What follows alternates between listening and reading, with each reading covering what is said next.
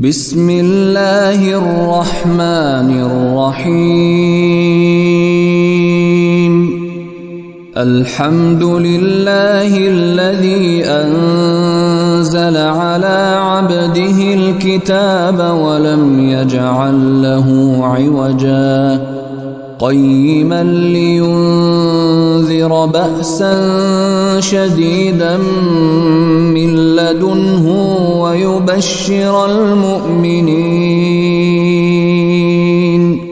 ويبشر المؤمنين الذين يعملون الصالحات أن لهم أجرا حسنا ماكثين فيه أبدا وينذر الذين قالوا اتخذ الله ولدا ما لهم به من علم ولا لآبائهم كبرت كلمة تخرج من أفواههم إن يقولون إلا كذبا فلعلك باخع نفسك على آثارهم إن لم يؤمنوا بهذا الحديث أسفا إنا جعلنا ما على الأرض زينة لها لنبلوهم أيهم أحسن عملا وإنا لجاعلون ما عليها صعيدا جرزا أم حسبت أن أصحاب الكهف والرقيم كانوا من آياتنا عجبا إذ أوى الفتية إلى الكهف فقالوا ربنا آتنا من لدنك رحمة وهيئ لنا من أمرنا رشدا فضربنا على آذانهم في الكهف سنين عددا ثم بعثناهم لنعلم أي الحزبين أحصى لما لبثوا أمدا نحن نقص عليك نبأهم بالحق إنهم فتية آمنوا بربهم وزدناهم هدى وربطنا على قلوبهم إذ قاموا فقالوا ربنا رب السماوات والأرض لن ندعو من دونه إلها لقد قلنا إذا شططا هؤلاء قومنا اتخذوا من دونه آلهة لولا يأتون عليهم بسلطان بين فمن أظلم ممن افترى على الله كذبا وإذ اعتزلتموهم وما يعبدون إلا الله فأووا إلى الكهف ينشر لكم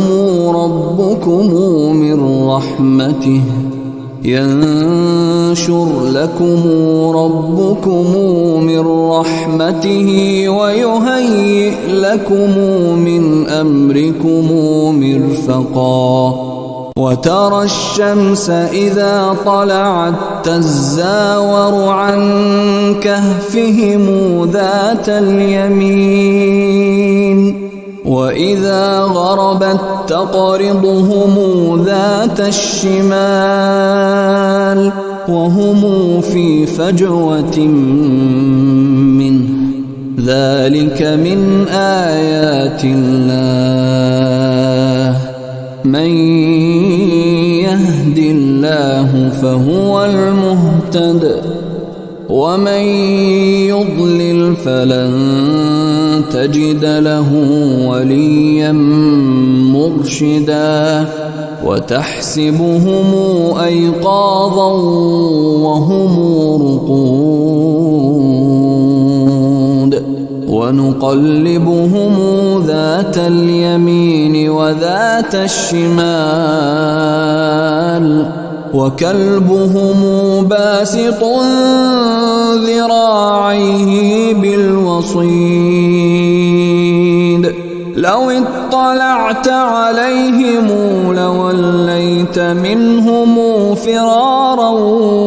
ولملئت منهم رعبا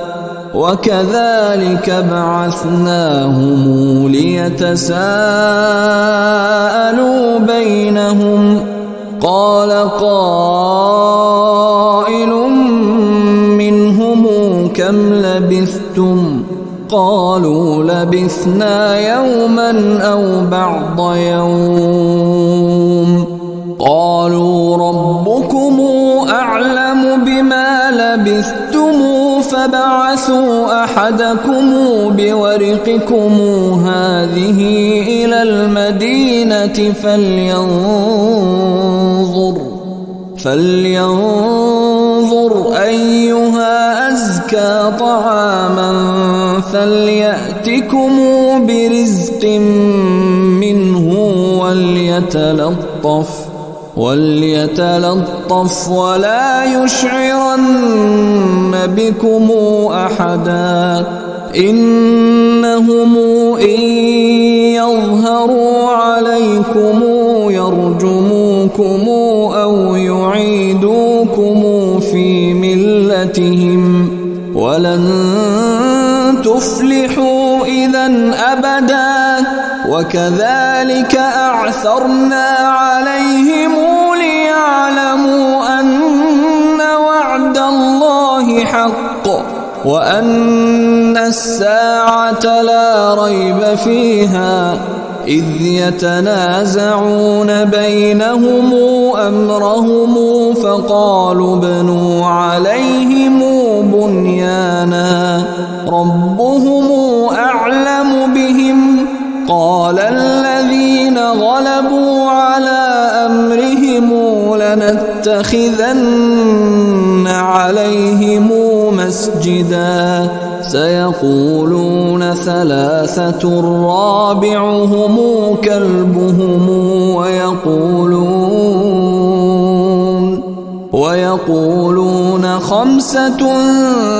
سادسهم كلبهم رجما بالغيب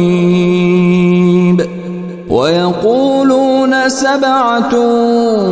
وثامنهم كلبهم قل ربي أعلم بعدتهم ما يعلمهم إلا قليل فلا تمار فيهم إلا مراء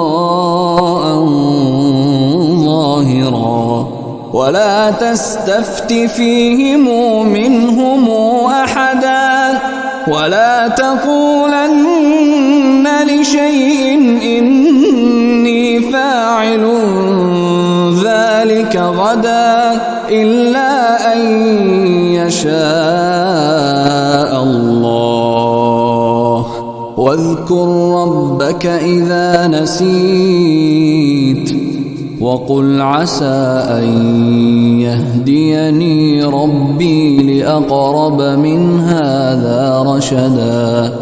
ولبثوا في كهفهم 300 سنين وازدادوا 9 قل الله أعلم بما لبثوا له غيب السماوات والأرض أبصر به وأسمع ما لهم من دونه من ولي ولا يشرك في حكمه أحدا واتل ما أوحي إليك من كتاب ربك لا مبدل لكلماته ولن تجد من دونه ملتحدا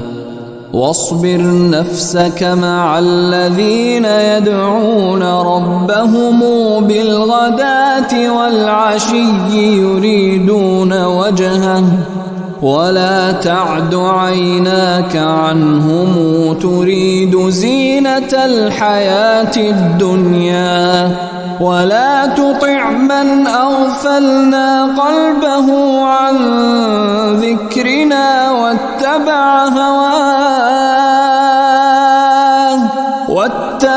هواه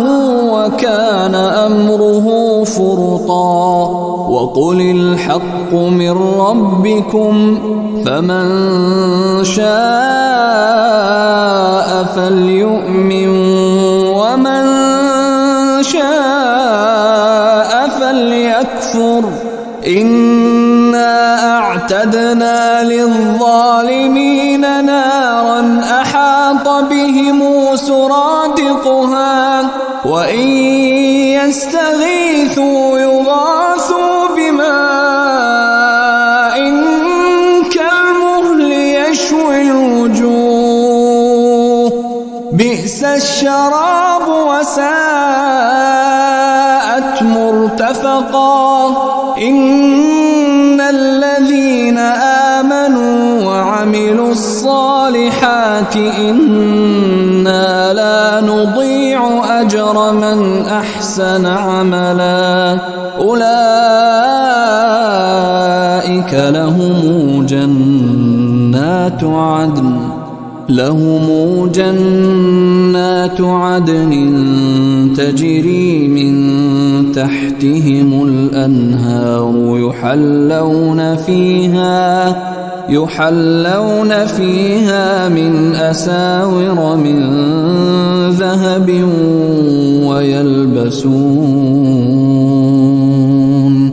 ويلبسون ثيابا خضرا من سندس واستبرق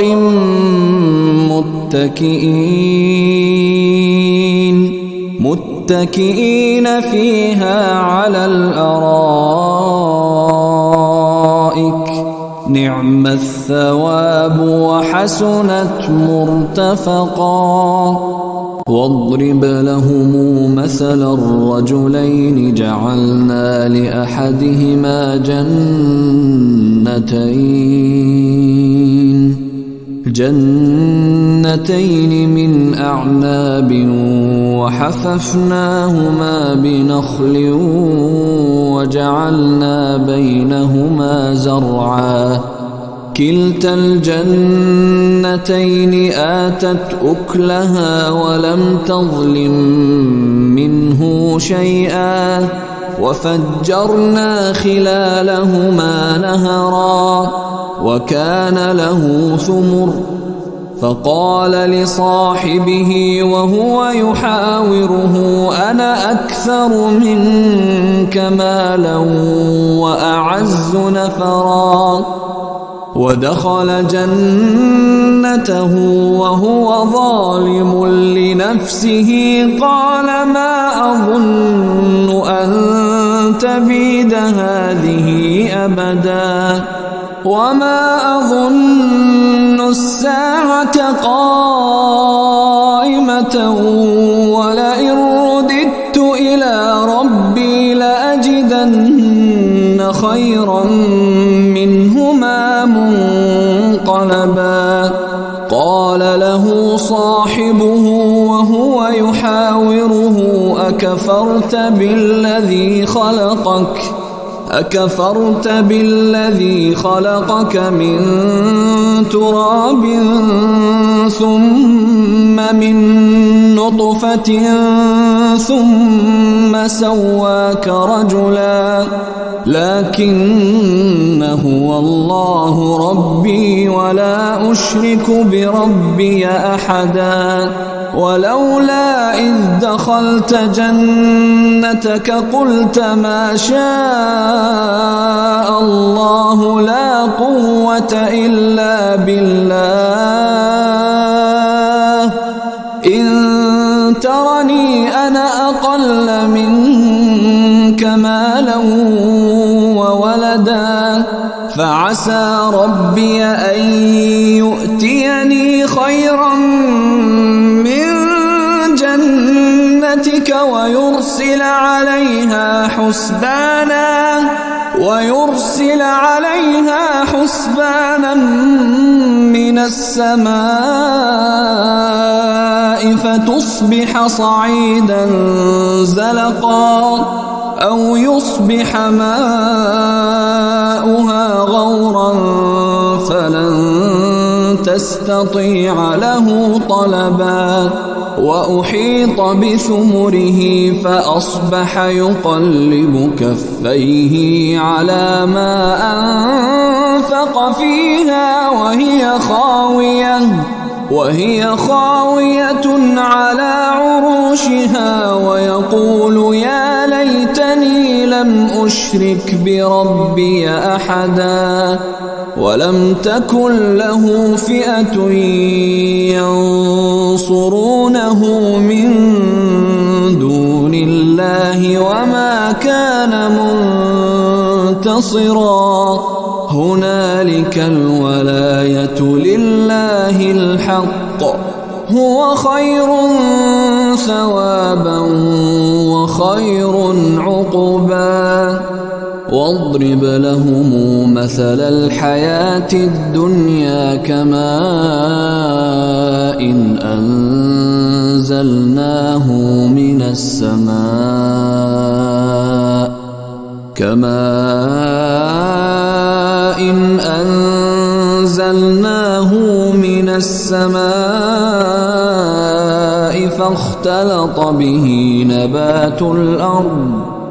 فاختلط به نبات الأرض فأصبح هشيما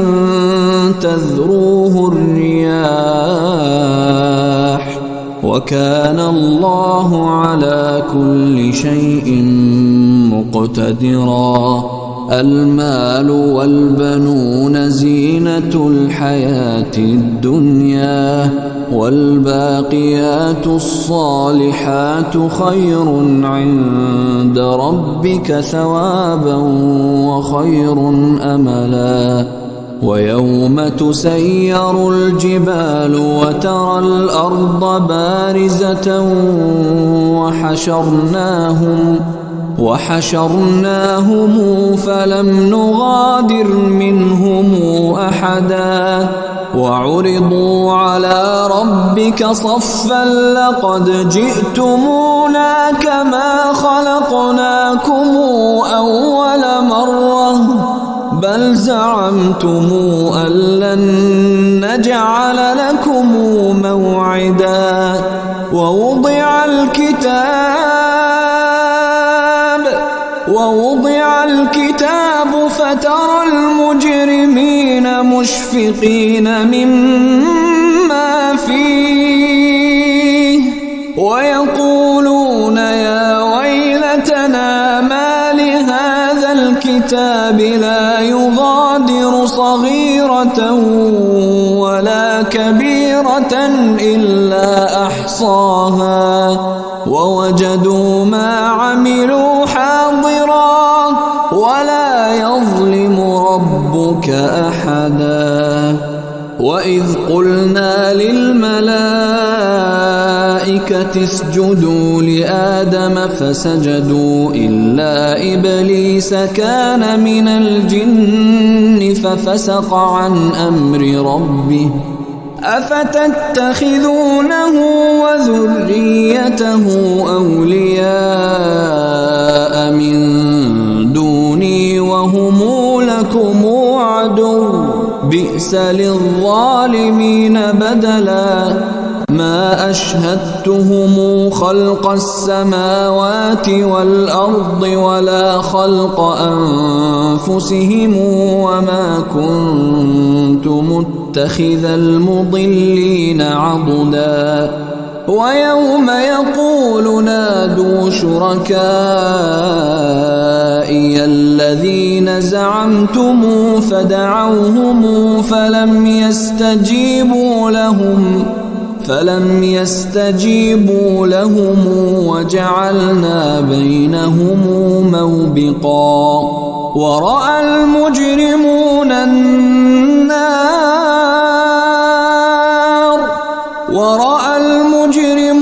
النار فظنوا أنهم مواقعوها ولم يجدوا عنها مصرفا ولقد صرفنا في هذا القرآن للناس من كل مثل وكان الإنسان أكثر شيء جدلا وما منع الناس أن يؤمنوا إذ جاءهم الهدى ويستغفروا ربهم إلا أن تأتيهم سنة الأولين أو يأتيهم العذاب قبلا وما نرسل المرسلين إلا مبشرين ومنذرين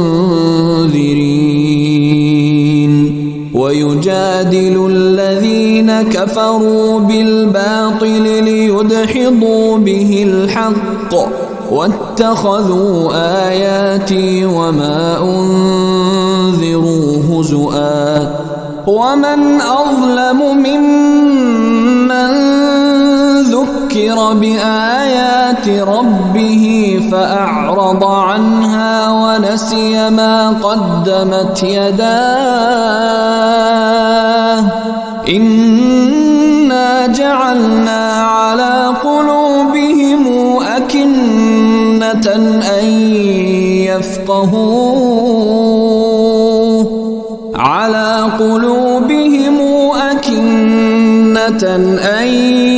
يفقهوه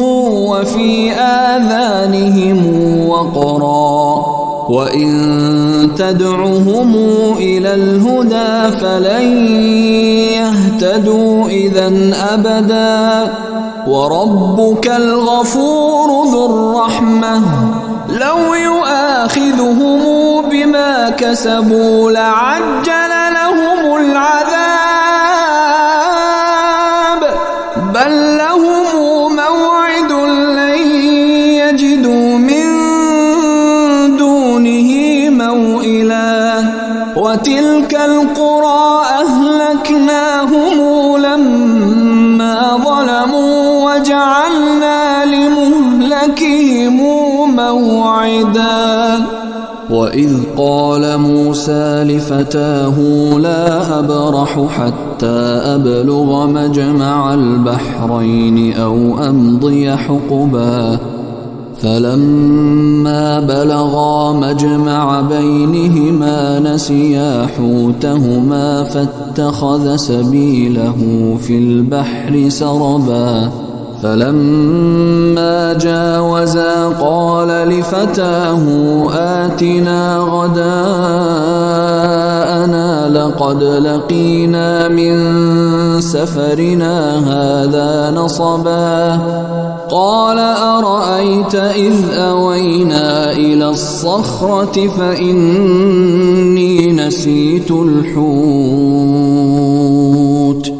فإني نسيت الحوت وما أنسانيه إلا الشيطان أن أذكره واتخذ سبيله في البحر عجبا قال ذلك ما كنا نبغي فارتدا على آثارهما قصصا فوجدا عبدا من عبادنا آتيناه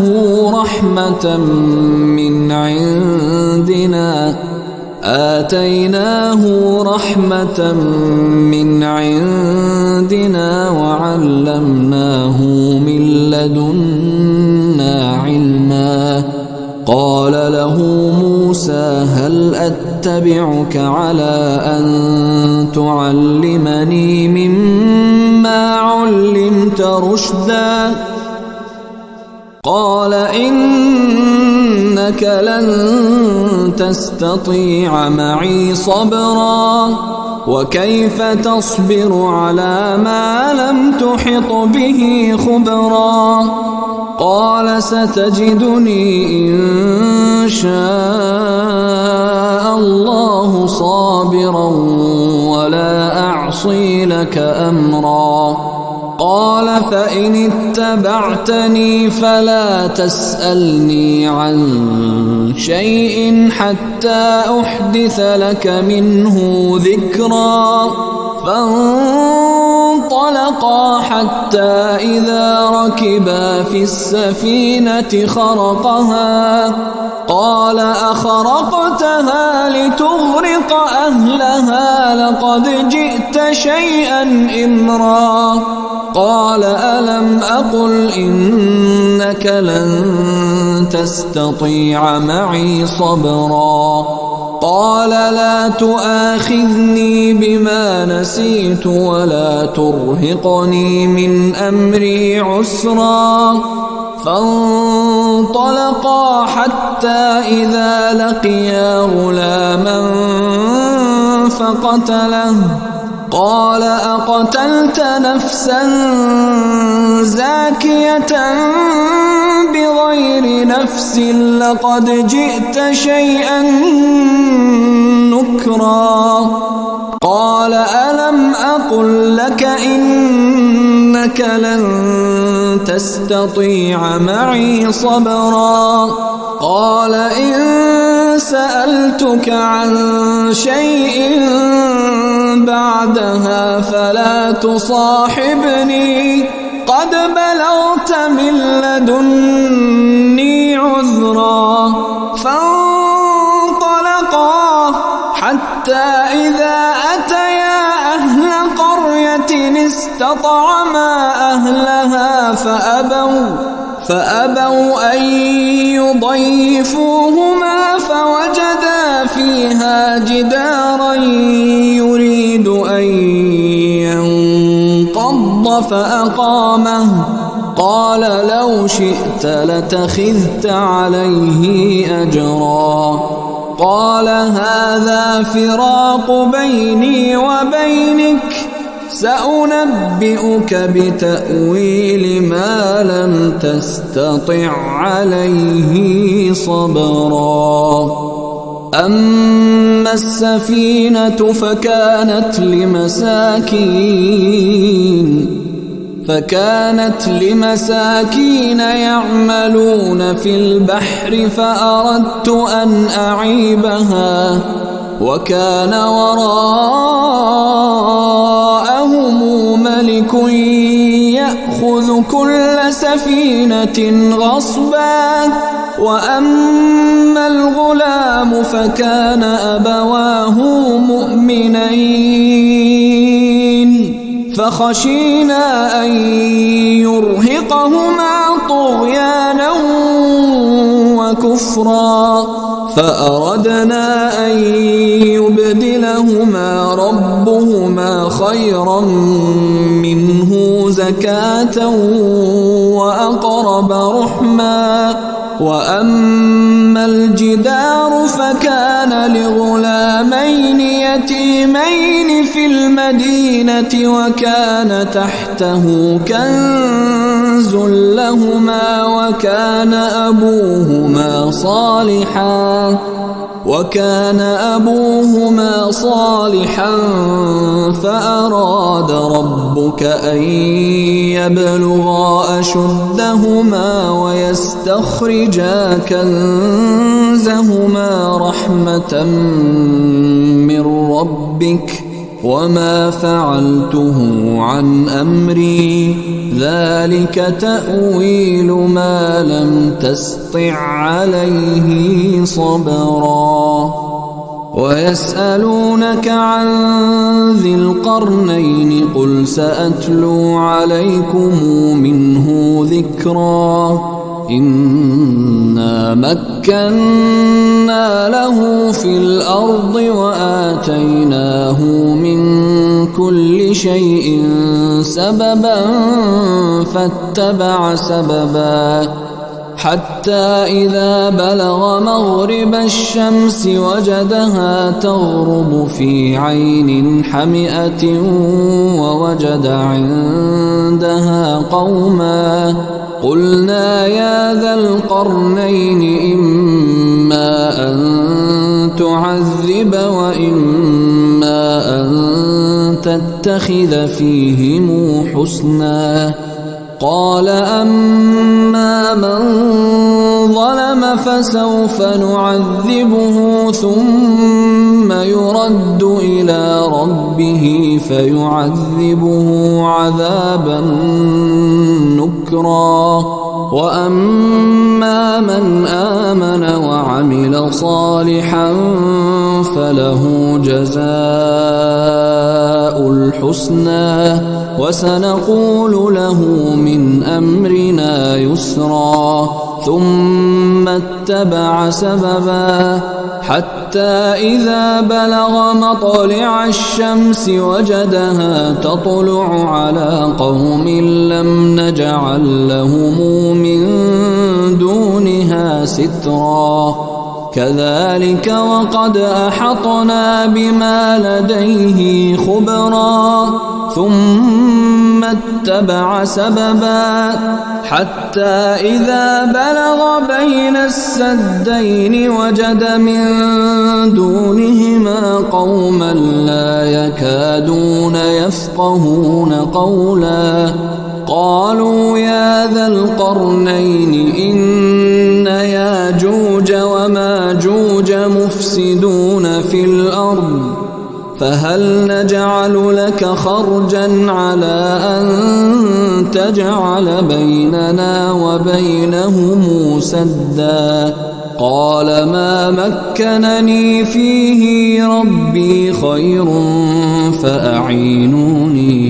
فأعينوني بقوة أجعل بينكم وبينهم ردما آتوني زبر الحديد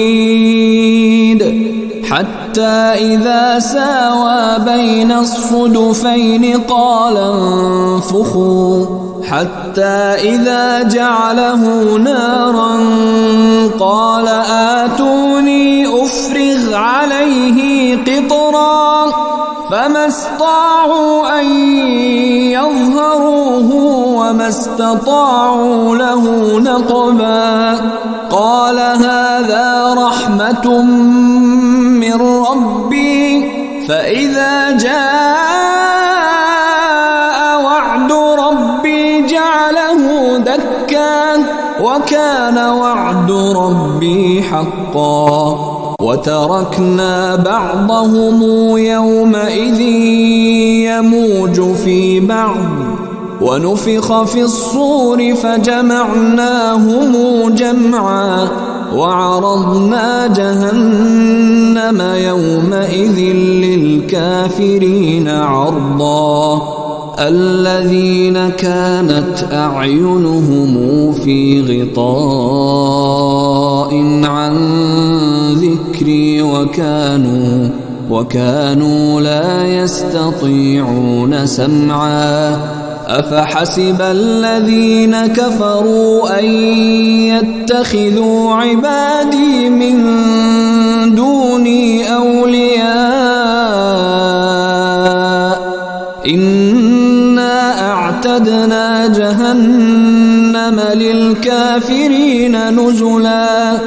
قل هل ننبئكم بالأخسرين أعمالا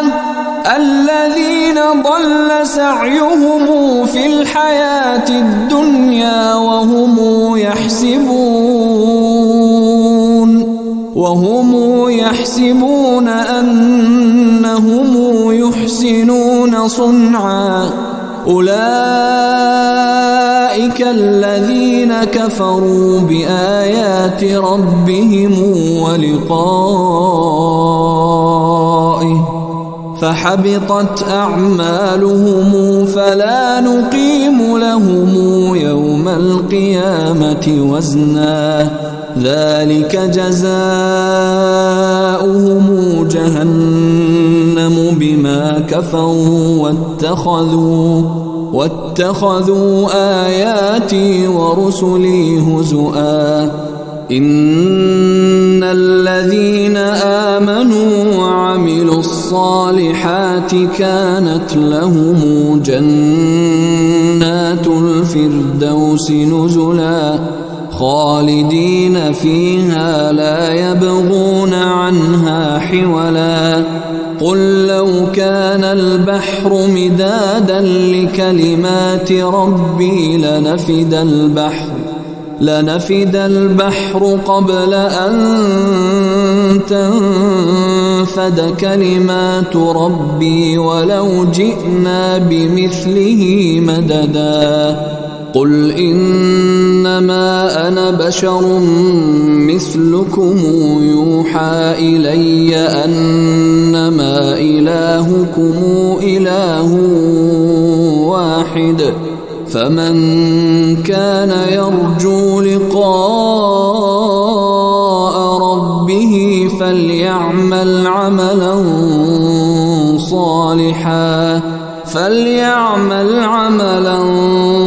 صالحا